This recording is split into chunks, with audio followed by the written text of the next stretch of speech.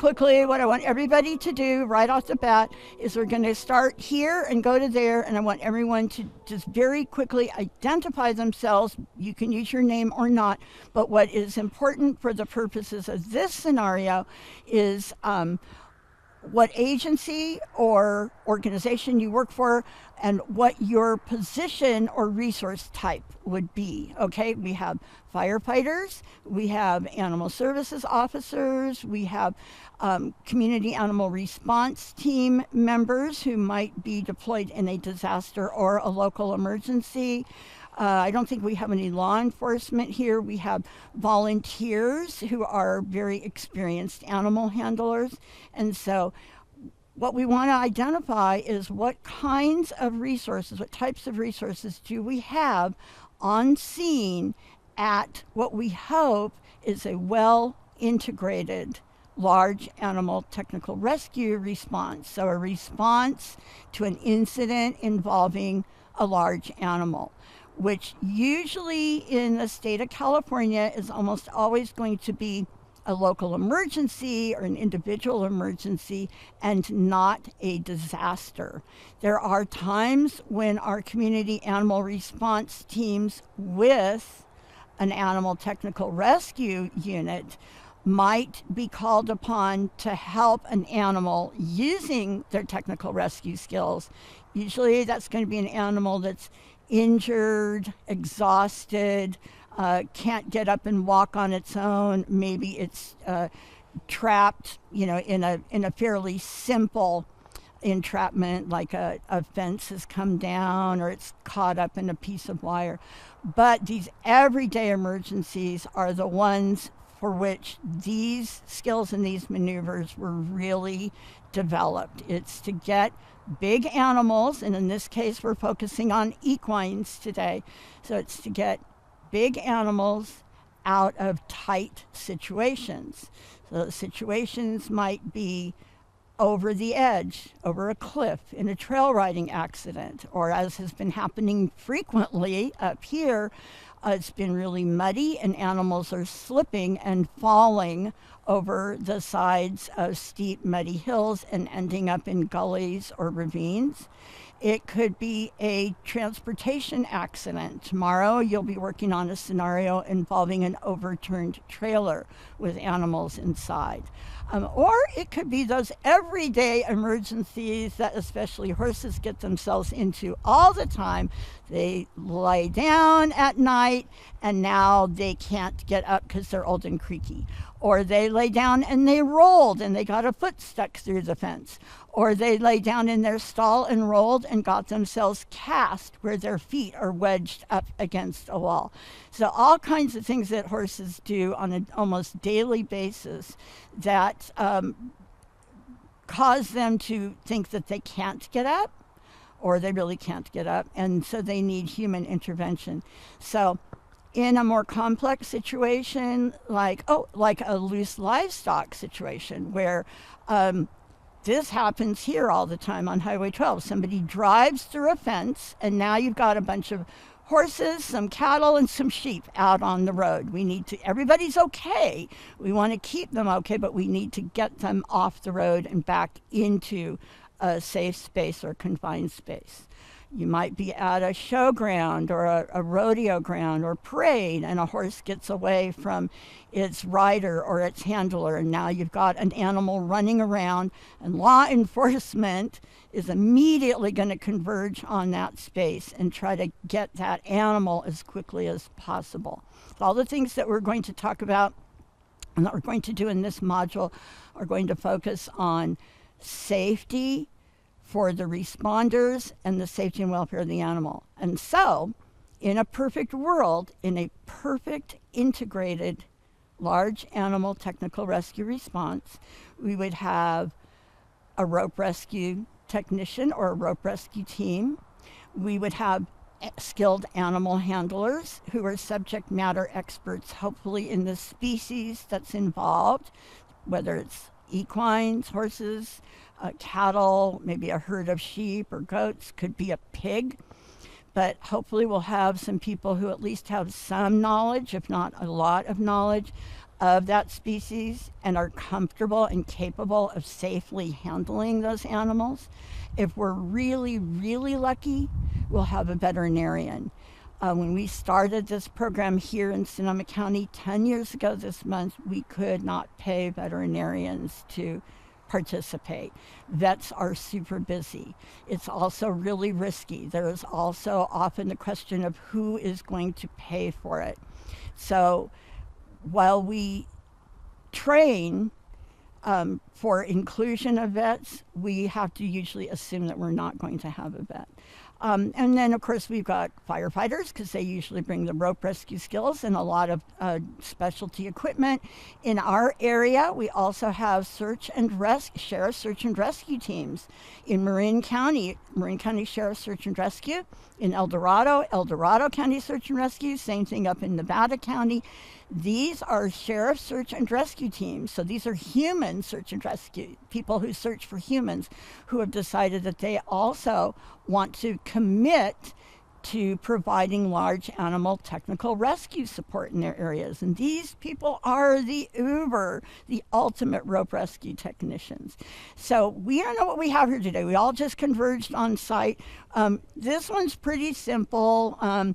Horse got loose. He's out kind of cruising around on the side of a country road, and it's Saturday afternoon. It's really busy, and the sheriff or the CHP got a call, and they have immediately gotten on the radio, called Animal Services, and says, we got this loose animal on Coleman Valley Road. We need to get him out of here fast. So who's going to show up? That's where we're at. So let's start with you. My name's Kevin. I'm a volunteer for Napa Search and Rescue at Marin. And I am so excited you're here today. Is there anybody else from Napa SAR here today? Okay, you're it. Okay.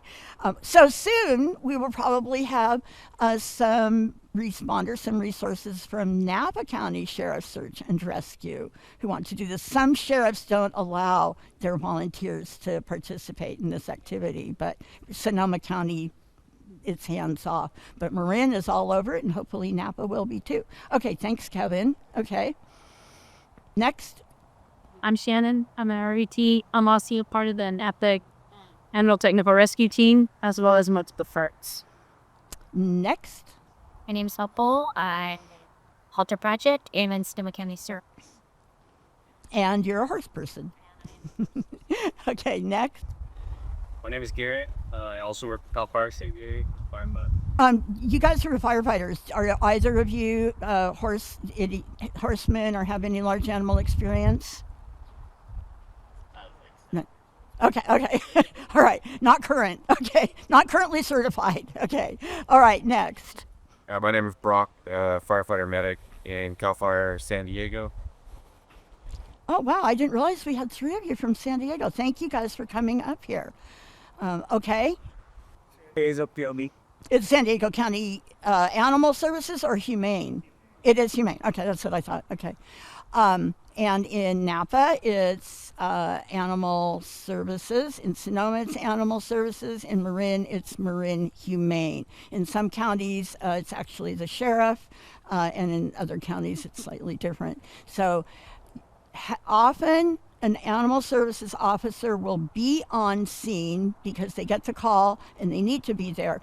But many jurisdictions do not have animal services officers who have any large animal technical rescue training. Now, in our area, we're really lucky. The agencies have stepped up. But you may not get that. You may get people who are representing the agency that has the jurisdiction for the animals, but they may not know anything at all about the species. If it's a large animal, they may not be a large animal expert. They may be, the dog and cat and wildlife person. And so identifying who's showing up on scene is really critical at the very beginning so that you know who you've got and what kinds of resources you've got. So who didn't I get to yet? My name is Ryan, and I'm a patrol officer here at Spike County. You did make it. Yeah, Brian didn't think, he wasn't sure. Thank you. I'm glad you're here. We actually, I'll go into that with you later, but we actually have a lot of equipment around the county. So most of the commercial lifting apparatus, just so you know, is with Sonoma Valley. So with Gary's unit, we here at Wood Ranch Halter Project, so everything we're training with today belongs to me except for one or two pieces of equipment. So we have everything, and sometimes, depending upon where the incident is, someone will give us a call. There will be resources deployed, but you need equipment that we might have and be able to get to you sooner if, say, Gary can't. Grayton has a little bit. Rancho Adobe has a little bit. We have pretty much everything, and Sonoma Valley has everything. And we're trying, as we get more resources trained, we're trying to establish more caches of equipment. Goes for Marin also. More equipment caches so that they are strategically positioned so that they would be within reach more quickly. Right now, though, we're pretty good. We can get equipment unless something happens out at Timber Cove, Sea Ranch, way up near along the coast. We can get it there pretty quickly. Anyway, thank you for being here. So what we learned in our roll call is that in this section of today's class, which is actually a 2-day hands-on large animal technical rescue training, and this is module number 1. So we took a roll call and everybody identified who they are, where they're from, and what agency, organization, or experience they have that brought them to this training. And what we learned is that we have a great, very diverse group of responders, including firefighters, animal control or animal services officers, sheriff search and rescue. We've got a couple of veterinarians on scene today, a number of community animal response team volunteers. Those are CART volunteers from several different counties, and a couple of posse members, as well as 1 or 2 horse people who were just really interested in learning about animal technical rescue and how to be a more capable, helpful animal owner and handler. So a great team. This is the gold standard. This represents what we would consider to be the ideal integrated response to an incident involving large animals. So this was a really good intro. So we have a bunch of animal control officers here. Now in Sonoma County, a lot of our ACOs actually are people who have large animal experience, because there are a lot of you who grew up on ranches and rodeoing or riding. Is that you? Are you one of the? 0, okay. So you're, like I said, it's great to have you. It's important to have you on site, but you may have 0 knowledge of this particular critter. But if there is a dog running around or growling or getting in the way, tag. You're going to be the first guy. And so it's really important to understand who shows up on scene, who you've got, and what else do you need. So in your awareness module, we do talk about the integrated response, the importance of everybody being able to work together in a safe, emphasis on safe, and humane fashion. Having said that, when it comes to large animal rescue responses, the integration and the incident management is often the weakest part of the response, because you have a lot of people showing up on scene who have a tremendous number of skills and often apparatus, but they don't know much, or in some cases nothing, about this type of incident. And so that's one of the reasons that it's so important to try to train together. We are not trying to make all first responders into animal handlers. We've got lots and lots of subject matter experts who can do that. But we also need to make our subject matter experts, our animal handlers, our volunteers, our sanctuary rescue and stable owners familiar with the incident command system, so that they can add value doing what they do best and not become a risk by getting in the way, trying to take over. And so that is the reason that getting a whole bunch of you here together, and we don't have a vet in this group, but we do have an RBT, because Shannon, you're an RBT, right? Yeah. So we have an RBT, and sometimes that's just every bit as good as a vet, okay? A vet tech, a registered vet tech. But we very frequently aren't going to have a vet if we're really lucky. Now, in Napa, we're almost always going to have a vet. In Marin, we're almost always going to have a vet. In Sonoma, it's really iffy. But there's almost always going to be a vet who at least is available on the phone or to FaceTime with you. So again, stepping back to the integrated response, we've got a lot of different resources. Everybody has a role to play. But what this module is about is trying to create a level playing field where everybody knows what they need to know to be as safe as possible on a scene that involves a large, dynamic, potentially dangerous animal. So what we're going to do today in this module is get the firefighting responders and anybody else who is. The 3 skills are how to put a halter on a horse, and in this case, we're going to be working with a commercial webbing halter. Could also be a leather halter. They look and are made pretty much the same way. Number 2 will be how to simulate a commercial halter in an emergency using a piece of webbing or rope. And then number 3 is how to create an emergency lead rope in the event that we don't have a lead rope, or as happens very commonly, the lead rope has broken or the snap has broken. So those 3 skills are required by the state of California for this particular certification. And so we're going to make sure that the firefighters and the animal control officers get those, and then everyone else will have a chance if they need to.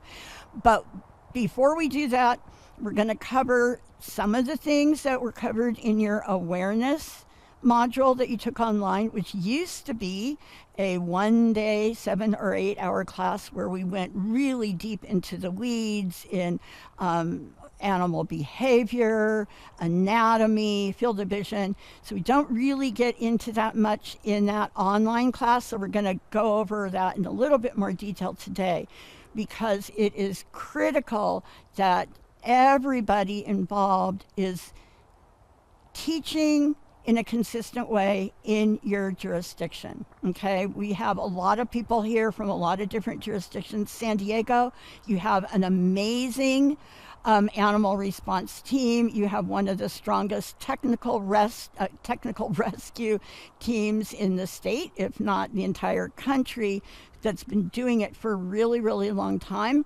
And I am absolutely certain that things that I am going to say or teach or share are going to be different from some of the things that you do.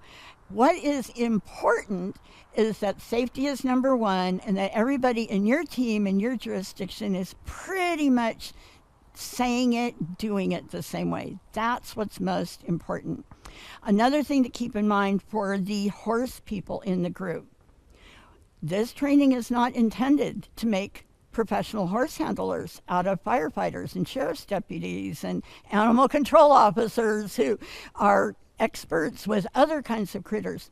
It is intended to share knowledge that is going to help reduce the risks involved with these incidents involving large animals. So it's to try to keep everybody, the responders, the veterinarians, the bystanders, if you have some that you can't get rid of, which is often a problem, the media, okay? Everybody on scene as safe as possible. And so a huge, huge piece of that is understanding how these animals are built, why they are built the way they are, and the things that they can do and the ways that they can move and behave that pose a great danger to everybody, all the humans that are around them. So a few things. You learned some of these, or you got some of this information in your awareness module, but the technical rescue, strapping skills, extrication skills are all based upon the principles of applying the straps, the ropes, the webbing, all of the tools, all of the equipment that you're using, whether it's a commercial lift, tow straps on the ground, we are using the animal's skeletal structure to support those mechanisms, to support that equipment.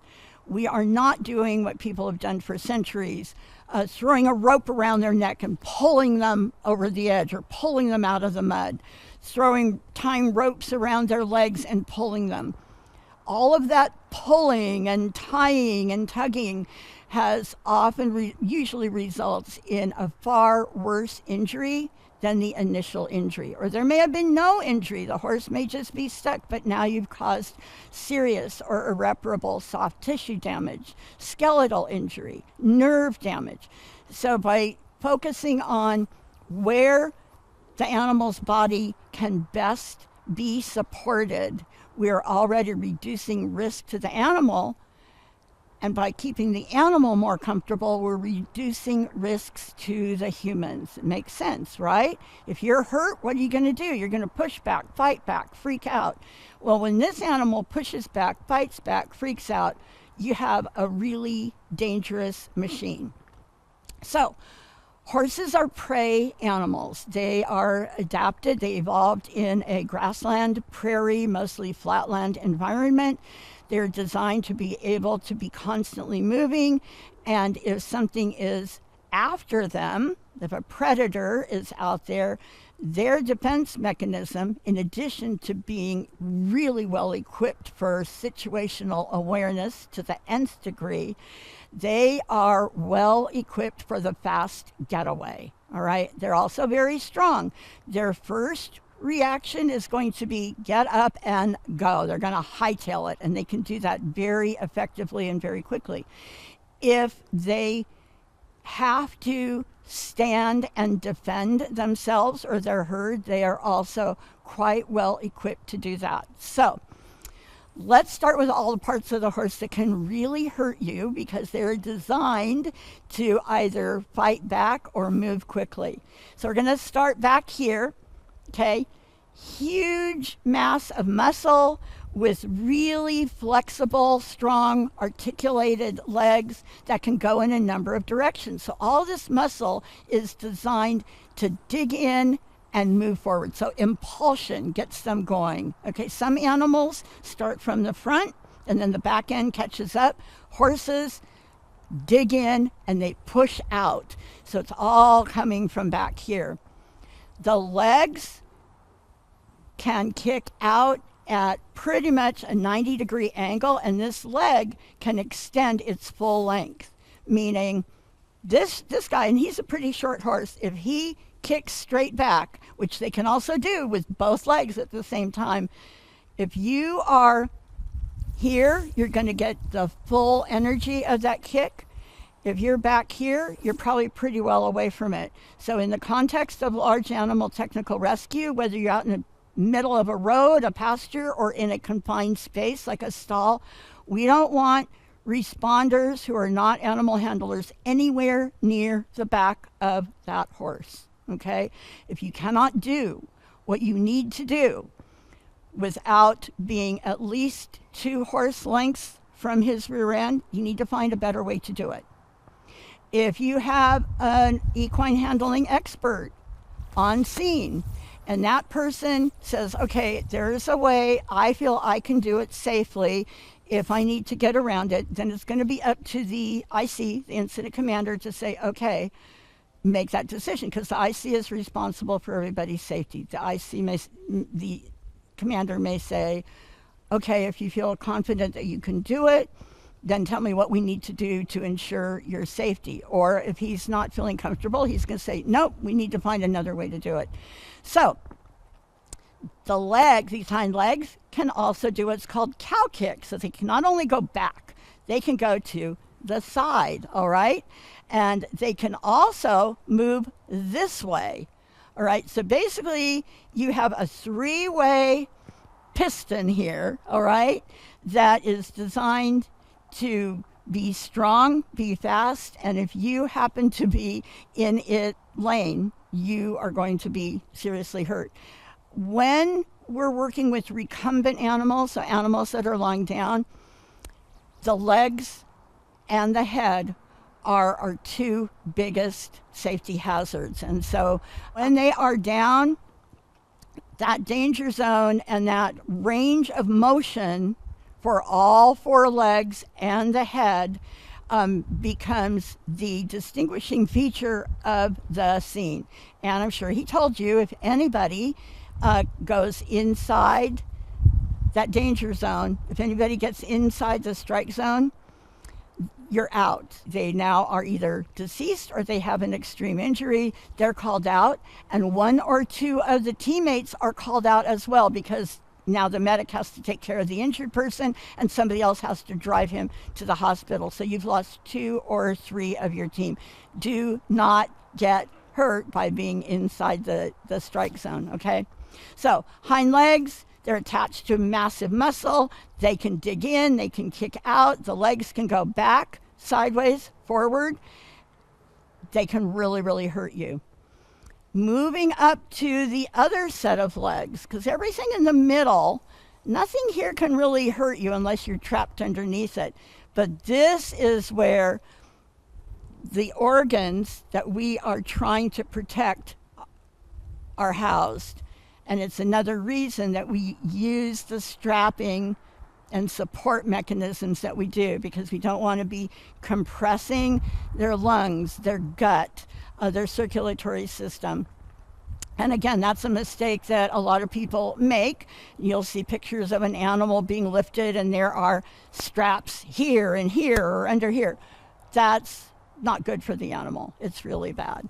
So, danger zone, more danger, danger, danger. So the front legs, what can they do? Well, they are attached to equally massive muscle. Okay, look at the size of this shoulder. Look at the size of this forearm, right? It's massive. It's really strong. The front legs as well can go straight out. They can also lift them up pretty high and do this. The knee itself can hurt you. They can strike backward. Horses stomp a lot with their front feet and their back feet. Stomping or pawing can be a sign of irritation. It could mean that there are flies buzzing around, and that is most frequently the reason. It can also be a sign of anger, anxiety, agitation, particularly if they start pawing. Once a horse starts pawing, that is a clear warning signal. So stand back, try to de-escalate the tension in the environment, and definitely stay away from those feet and legs. The neck, this is all muscle, okay? And it's incredibly flexible. It ties into a skull that is, again, just a massive, massive piece of bone. So if you think of this, it's kind of a hammer, and it's attached to a bungee, right? The head, this big mass of bone, can swing around, and this guy can get all the way back to here, or usually even here, to scratch at a fly, nip somebody who's bugging him. They groom each other. They'll reach over one another's back. So it's incredibly flexible. If you're in the way and he wants to get to a fly, or you're doing something that's irritating him and you're too close and you're not in a position where you can move away quickly, you're going to get cold cocked. So in our last group, we had lots and lots of horse handlers. So I asked, how many horse people in the group have never had their foot stomped on because their foot was where a fly was? Everybody laughed. Everybody raised their hands. How many people have been smacked in the face because they were hanging out, their horse wanted to nip at a fly, or was annoyed at somebody walking by, and their head happened to be in the way? So you firefighters in particular, you're probably going to be on scene. You're going to be wearing a lot of gear. Your helmets are going to be different from our helmets. I should be wearing a helmet today, but our helmets are rescue helmets. Yours are big hard hats with visors. Often you've got a lot of other equipment. So your maneuverability and your position when you're doing things with these animals is really, really critical. So field of vision. So these guys can move quickly. That helps them get away from the bad guy. They've got really strong limbs, teeth, another big hazard, heads that can be used in a variety of ways to defend themselves. If a horse bites you, it's usually going to inflict really, really serious damage. Not if you do everything right. So why a horse would bite? Horses are a lot like dogs and cats in that they do a lot of love biting. They do a lot of play nipping. It's how their mothers discipline them. They're taught to not do this or not do that by getting a gentle bite. They groom each other with their teeth. The catch is when they do that to each other, they have really, really tough skin, and it generally, horses get bitten all the time, or they get little nicks all over them, but seldom unless they're fighting for real, as in the case of stallions who are fighting for supremacy or to get the girl. They can do serious damage. But in everyday activities, horses will only bite if they're upset, if they're angry. Again, pretty much the same way another species, a dog or a cat, would bite. It's like, don't do that. But you could be, here's an example, they're not going to necessarily bite you just because you're trying to rescue them, but you might be doing something. You might have just hurt them. So it's exactly the same as with a dog. You reach down, you picked up a dog, ouch. What's he do? He bites you. Cat bites you. Could be the same thing. You just did something that hurt, so that might be his first reaction. You could be petting him. You could be scratching him. And again, often, like a dog or a cat, you'll get that little bite chopping mechanism because it feels good. The difference is if your hand or your arm happens to be in the way, it's not going to feel good to you, because horses have really, really big teeth and very strong jaws. So it's just something to really be aware of. And again, you can add tremendous value as the animal services officer, even if you are there primarily, to assess the welfare. Everybody is safety, just as in any other type of incident. Every single person on scene is safety. And you're an animal specialist, and you may be more aware. You can be the guy, you look at the scene, you say, okay, animal's being well cared for. He got himself into a bad spot. All these pros are here. I'm just going to hang out and watch in case I'm needed. You can be enormously helpful by just keeping an eye on what's the animal doing, okay? Is he pawing? Is there a fly buzzing around that could cause him, to stomp on the ground? What's going on around him? So field of vision, last but not least, really, really important. So horses have an incredibly wide field of vision. Their eyes are huge. They're set on the sides of their heads. So they have tremendous peripheral vision, but they have two blind spots. They're very narrow, only about 6 to 8 degrees, but one is directly in front, okay? Because look at where his eyes are, right? So he can't see right here. And where do you think the other one's going to be? Exactly. So he like lined up with his tail, okay? That is about, so it's a little bit wider cone than in front, but almost the same. So he can't see what's back here. So you don't want stuff going on like over here or back here that's going to make him feel uncomfortable. What's he going to do? He's going to try to get away from it. If he can't get away from it, he's likely to just strike, because that's what they do, okay? So understanding that field of vision is really important. There are two blind spots, but even more importantly, they can see things going on around them that you have to turn your head to see. And if they can't see it directly, they can swing their head in a tremendous arc. They can turn their head almost 180 degrees to see what's going on back there. They can see what's going on over there. So their eyes are also not very adaptable to changes in light. So they don't handle bright light well. They're better adapted for low light and changing lights and light and shadow.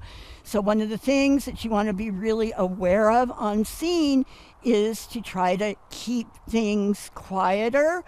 Be aware if a sheriff's cruiser or CHP is coming up, or they think they're being helpful and they turn their spotlight on. That may not be a good thing. If you don't need that much light to do what you need to do, ask them to keep the lights low. Make sure that their cars are not going to be shining their headlights directly into the animal's face. So there are lots and lots of things that you, the aware, on top of it, concerned animal control officer can do to ensure the welfare of this animal. Okay, it's a lot of things. Just by being aware, by attending this training, you can add tremendous value. So while we're talking about the head, so their eyes are one of their great adapted tools. They're just so well adapted for their environment. But because of that, they're hyper aware of what's going on around them.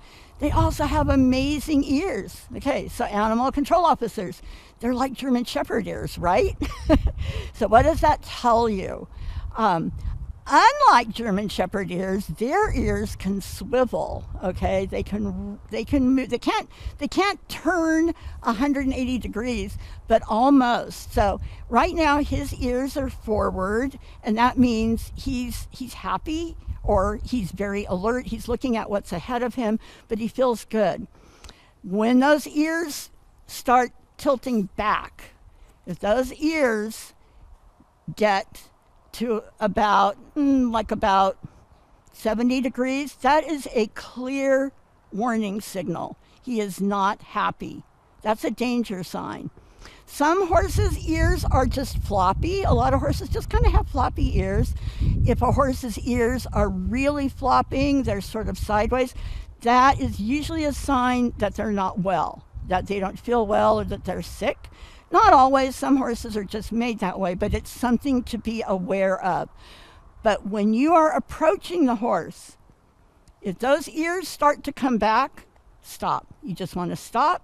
You want to step back. You want to give him some time to readjust, because he's telling you that is a signal that if you don't pay attention, he's going to take it to the next level. It's going to escalate, and it's not going to be good for anybody. So we talked about the teeth. They can hurt you. We talked about the ears and the eyes. They're taking in an incredible amount of information. That's all situational awareness. What can you do with all of your resources to keep the scene as quiet and mellow as possible? Keep sounds to a minimum. People are going to be on their radios. People might be running sirens or honking horns. Do what you can. If you're first on scene and you see that the horse is pretty wired, or it looks like a really dynamic situation, do what you can before those other resources get there to try to keep things as controlled as possible. You don't need sirens, usually. You don't need 3 CHPs, racing in with their sirens.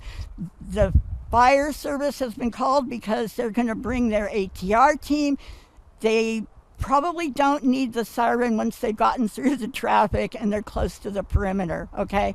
So first on scene, whoever is going to be controlling that, think about the animal. He doesn't know that those sirens and those lights and those radios are all about trying to make him safe. All he knows is that things are really loud, they're really scary. All of that sound and that light and that commotion is obscuring his ability to be aware of his surroundings and figure out what is really a danger and what's not. And so in those circumstances, in that environment, everything is dangerous to him, everything. He doesn't have the ability to be able to assess the risks. Everything's going to be a risk because that's how he's designed, okay? So do what you can before things get out of control to try to de-escalate. Think about how the animal is perceiving the situation. And you are going to be safer, and all your responders are going to be safer. Now, let's say we have a loose livestock situation, because that's kind of the scenario that we're going to use for what we're going to do next. So, got a loose animal on the road, or you're at the horse show or the fairgrounds, and he bucked his kid rider off, and now he's roaming around the fairgrounds on the midway, and you got to get him out. You've got a loose animal, so the first thing we need to do is try to capture and contain him, and then we need to move him out to a safe place. Some of the maneuvers that we're going to do, for instance, the emergency halter and the emergency lead rope, are things that you might have to be performing on a recumbent animal, a down animal who's injured and is going to be transported. But right now, we're going to talk about how you would approach the horse, how you would gain control of him, and how you would do that using a commercial halter, making an emergency halter, or making an emergency lead rope, okay?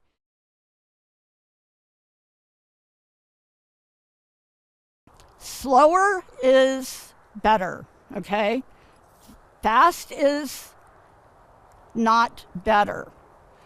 So you need to let the animal know that you're there.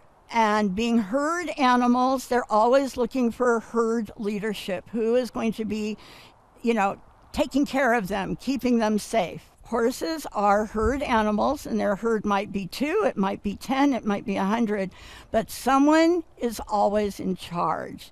And in a situation where they're in trouble for whatever reason, whether they're injured, they're trapped, they're loose and disoriented, they're looking for leadership. You, the responder, the first to approach him, the one who has been assigned to capture him, gain control, move him to safety, or if you're first on scene, you need to find ways to be the herd leader, okay? And again, animal control officers, pack leader, it's much the same. Cats, not so much. I'm a cat person, so I get it.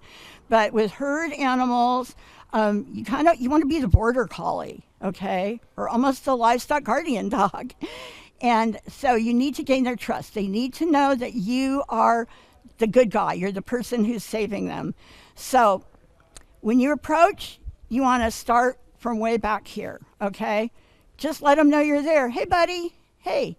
Ideally, he'll kind of turn around and look at you. If he looks at you and his ears are not in a backward position, that's a good sign, okay? That means that he's accepting, he's open to you. If the ears go back, you just stop and you try a different approach, all right? The worst thing you can do if those ears go back is push him or let other people push you forward. You need to explain to your IC, hey, this horse is getting pretty agitated. We need to do this. We need to stop. We need to de-escalate. We need to move more people away from the scene, because it's not going to go well if you keep pushing forward. But right now, he's like, okay, I'm loose. I don't really want to be where I'm at. Here's a person. He's talking to me. He kind of sounds or maybe even looks like somebody I know. He might be giving me a treat. I'm okay. So now that's your invitation to get a little closer. So you're going to approach him kind of toward the middle of his torso, okay?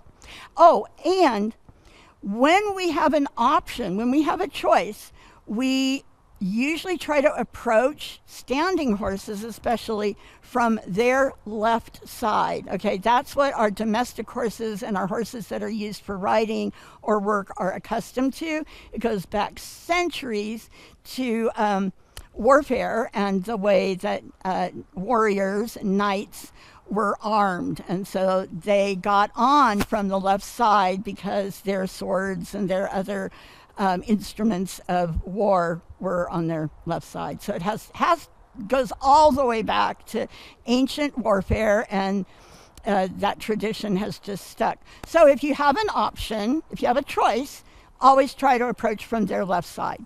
Never, ever, ever approach from the front. Never try to make direct eye contact with them. That's what predators do. Predators get their prey locked in their gaze.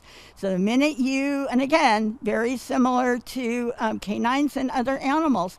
So if you try to stare him down or you think that making eye contact is the way to become his new best friend, not going to work. So remember, he can see you back here. So, hey, buddy, good boy, easy. All right, everything's good, everything's cool. So a good place to start making contact is right here. This is called the withers, this area above his shoulder. Don't ever reach out, okay? If you do this, he's going to do this. He's going to move away from you. So keep your body language in mind. You don't want to be too close so that you're in a dangerous area, but you need to be able to establish some physical contact. So, hey, buddy, easy, good boy. So a good trick is instead of reaching out with your palm to touch him, use the back of your hand, all right? It'll be a gentler touch. It'll keep your elbow bent, so you won't do this. You won't be pushing him away from you. So, hey, buddy. It also feels good, okay? This is a really good place to make contact. This area above their shoulder, on their neck, they like that. That's where they play with each other. That's where they nuzzle each other. A good boy.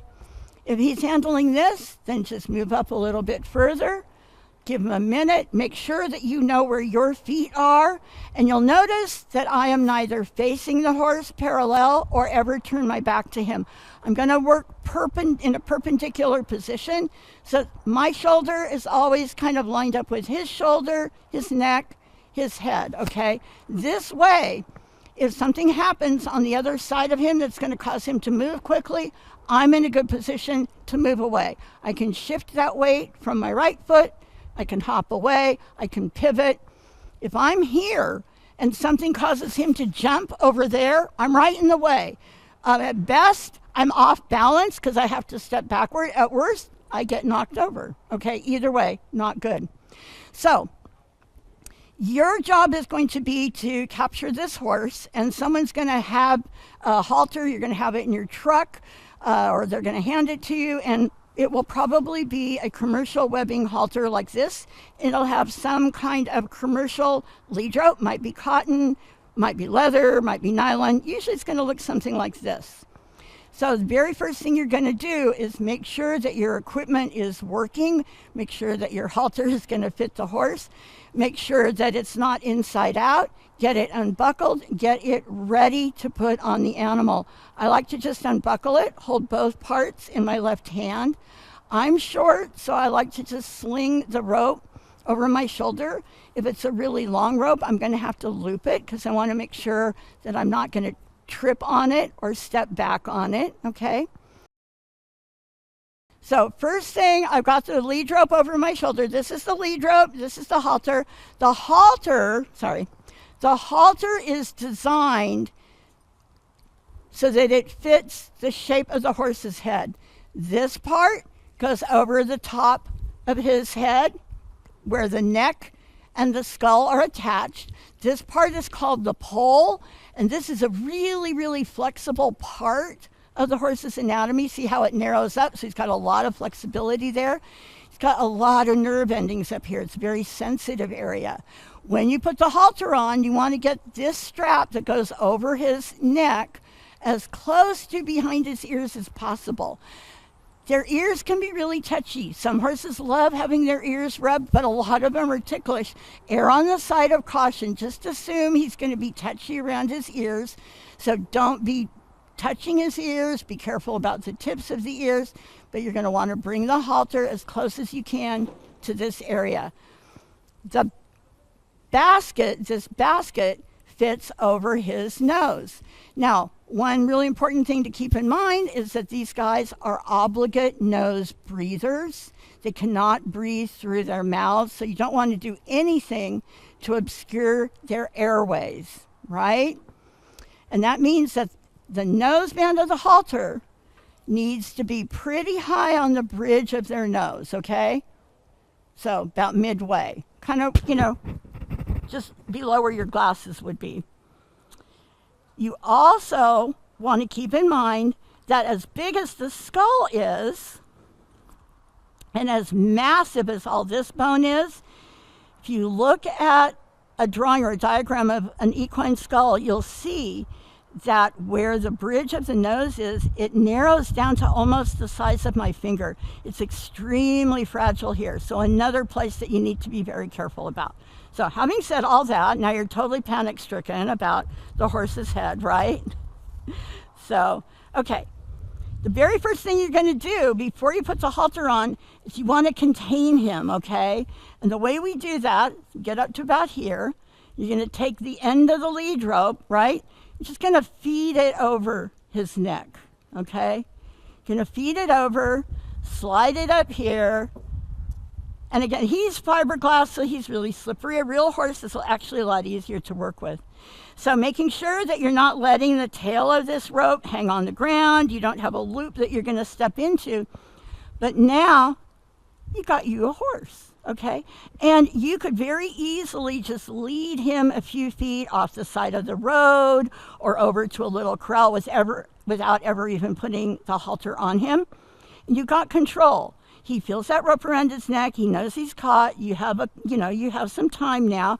Good boy, good boy. All right, then you're going to put the halter on. And so how we're going to do that, you are going to have to let go of the rope, making sure that it doesn't fall on the ground and that he's not going to step on it. As long as he feels that, he usually thinks he's caught, even though he's not necessarily caught. So you're going to get up here, and I have to stand on my toes to do this. A lot of horses will put their heads down for you a little bit and help you out. But I'm going to reach over, and I'm grabbing the tail of the halter, right? And one thing I want you to keep in mind is when you're doing that, don't be holding that tail of the halter down here. You're going to drop it. Grasp it, try to grasp it as far down as you can so that you have a lot to work with, okay? So again, got my horse, and I'm maintaining contact with him. I'm keeping my elbow on him, okay, because that's establishing a little bit of extra control and good contact. I'm reaching over. I grab the tail, I bring it up over the top. I let my hand just sit there. Okay, this is another way of maintaining control. I have my hand right on the top of his head, okay? If he moves a little bit, I can apply a little bit of pressure, and he'll usually respond to it. Then I'm going to slip his nose into the basket of the halter. Now, often horses will help you out. They'll dip their noses into that basket. So maybe he will, maybe he won't. Smarty's a little rigid, but see how that basket just kind of slides onto his nose? When you do that, you want to try to bring it up as high as you can from the start. Okay, don't do this, all right? Because A, it's likely to fall off, and B, it's pressing on his nose. The minute he feels pressure on his nostrils, it's going to concern him because he can't breathe, okay? So your hand is here, right? You're up here. You have a lot of control right there. You just do this. One slick move, bring it in. Always try to keep this as close to this point as possible. Try not to let it slide down here. And then when you buckle it, always err on the side of more snug. This halter's a little big for this one, but it makes it easier to work with. So it's much better to have it be a little too snug than too loose, because if it's too loose, it's going to be drooping. You could lose it. It could slop around. So err on the side of a little bit more snug, okay? All right. Then you're going to regain your rope, and you're never, ever going to coil your rope, right? No loops. Stack it. Don't wrap it. The reason for that, if any of you know team ropers or calf ropers who are missing thumbs, it's because you don't want to get your hand caught in that coil. All right? So then you're going to stack it. You're going to use a loose, light, but firm grip. You never want to be holding the snap, and you don't want to be too far out here. So the ideal is maybe about 6-8 inches from the snap.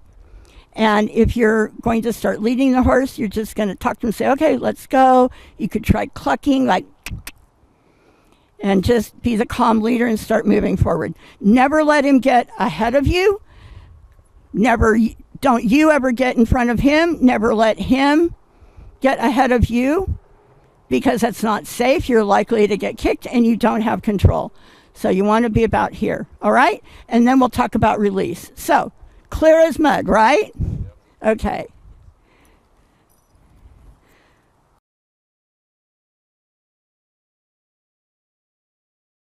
What are you going to do if you're at the fairgrounds, there's a loose horse running around, nobody has a halter, there's nothing in sight, but you are a firefighter? What do you always have on your rigs? What are two things you always have on your rigs?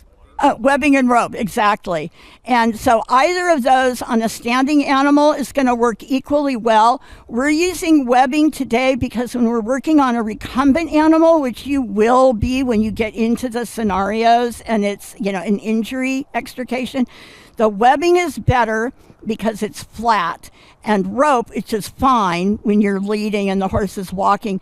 If they're recumbent, the rope could be a pinch point. It could put a little pressure. It could cause a little discomfort. This is a piece of 20-foot webbing. They won't let me cut anything for training. So I'm going to toss it on the ground, but pretend I'm not, okay? Because I just want it out of my way. It's too much for me to handle. Ideally, you'll have some pieces of webbing that are about 15 feet long. They'll be older webbing, still in good shape. They're going to be in your kit bag. And you will have set them up for this ahead of time. It'll always be in your bag. You'll have set them up by putting a knot in the rope so that you have a loop that's about the size of two of my fists or maybe one of a guy's fist, okay? You don't want a great big loop, and I'll show you why, but you need a loop. The kind of knot doesn't matter. It's just nice if it's flat, okay? So you already had this ready. You picked it up on your way to where the animal is. You see him. You've cleared the scene. You might have a few people helping you, prevent him from running through a gate onto the road. You've already gotten his attention. He seems to be cool with it. You are going to make an emergency halter out of this piece of webbing, okay? So, again, got up here. Hey, buddy. You drop the loop first, okay? So you're just going to, again, we don't ever want to be doing stuff like this. And you don't want anyone around you making these fast, choppy movements, tossing stuff around, tossing equipment on the ground, making noise. So you're up here. You're just going to feed it over, drop it down. Again, keep it as close to the back of his ears as possible. Feed it over. Pick it up in your hand. What you're going to do, this, you essentially are taking kind of a big bite, okay? And you're just feeding it through the loop. And now this is the basket that goes over his nose, all right? And you immediately have to take up the slack so it doesn't fall off. Move this forward. That is it, okay? And you have to maintain tension on it so that it doesn't slide. And again, on a real horse, it's not going to be as slippery. You never, ever tie a horse up with this. And you also are not going to walk, like a quarter of a mile or half a mile down the road. It's not secure. It is designed to let go quickly. If something happens and the situation gets out of control and fast, you just let go and walk away. This is going to fall off him almost instantly, okay? So it's super easy. It is a really, really important tool. You'll be amazed at how often you will value having this. And little hint, you do need to have this skill this afternoon and tomorrow when you're working on the scenarios. And then you're going to be doing it on an animal that is recumbent, that's prone, okay? So think it's another really good reason for using webbing. It's going to slide under him more easily. So this next skill is creating an emergency lead rope out of a piece of webbing. You can also use a piece of rope, water rope or climbing rope. I find that about 8 to 10 feet, closer to 10 feet, is going to be the best. You can play with it and decide what's going to work best for you. We're going to need this if we're in a situation where the horse has a halter on, but it's missing a lead rope, or the lead rope might be broken, or the snap might be broken. This is a really common scenario. If someone has already contained the horse or has him in a semi-secure location or is holding on to him, we don't recommend getting your hand inside a halter, but if someone is holding on to him and has him still, you can walk right up and start to tie the knot that will create your emergency lead rope out of a piece of webbing or rope. If nobody has done that, you might ask to see if he can't be moved or pushed a little bit into a more secure or confined area. If that's not a possibility, then ideally you'll have another piece of equipment on you, like another length of rope, another piece of webbing that you can use to get around his neck, just as we did when we were putting the halter on. First, you want to capture the horse. So just have something, if you're an animal control officer, it could be a leash, just have something that you can put around his neck that someone can hold on to while you make the lead rope, okay? Now we're going to make the lead rope. This is a really long piece of webbing. It's longer than it should be, but I'm going to lay it down on the ground, which you would not be doing in a real scenario, and I'm going to start with a tail or a length that's about 30 to 36 inches. Again, you'll have to play with this to get a good feel for what's going to work for you. When we're finished, I'll show you how to gauge the best length for you to work with. We want to end up with a quick release knot that's going to have enough of a tail on it that you can reach in and grab quickly. And it's going to have a loop when it's finished. We want to make sure that that loop is small enough that the animal cannot get his foot through it, okay? So here's what we're going to do. I'm working right now with a commercial webbing halter. This one's in good shape. It has a ring under the chin. That's where the lead rope snap would normally be. If you don't have a webbing halter with a ring, you can feed your webbing through any part of the halter that is under the horse's chin. If the horse is wearing a rope halter, which is a very typical type of halter, it might or might not have a ring under the chin for the lead rope, or it might have a knot. So the point is, you're going to attach this emergency lead rope made of webbing or rope, climbing rope, rescue rope. You're going to make this emergency lead rope by attaching the material you're using to the place under the horse's chin where the lead rope would usually go. So I'm going to start by feeding the webbing through that ring, and I want to end up with about 36 inches, okay? And what I'm going to do, now, some firefighters call this a barrel knot, okay? So if that means something to you, that's what we're doing. So I feed it through the ring, and then I'm simply going to take the tail of the webbing, and I'm going to wrap it around 2 or 3 times. Doesn't matter. 3 makes it a little prettier. I don't want to make these wraps tight, and you'll see why in a minute, okay? So now I'm going to take a bite, all right? I'm going to take a bite in the webbing, and I'm going to push that bite down through the entire stack, so through the entire barrel, all right? I'm going to push it up. It's kind of like a Chinese finger puzzle, right? Remember those puzzles we used to play with? Snug it up. That's it. So I have a tail that's about 6 or 8 inches long. This one's maybe a little bit short. I have a loop that's my hand really can't even fit through, so a horse's hoof will not fit through there. That's what it should look like when it's done. Now the beauty of this, and it's nice and snug and we're ready to walk. The beauty of this is that if we have to release it quickly, we can. All we do is pull on it, We can walk away if we need to, and it comes out just like that. In animal technical rescue, apparatus that can be released very quickly is critical and can sometimes make an enormous difference in the safety of the animal, but especially the safety of the humans. So that's your emergency lead rope made out of webbing that firefighters and search and rescue teams always have in their gear.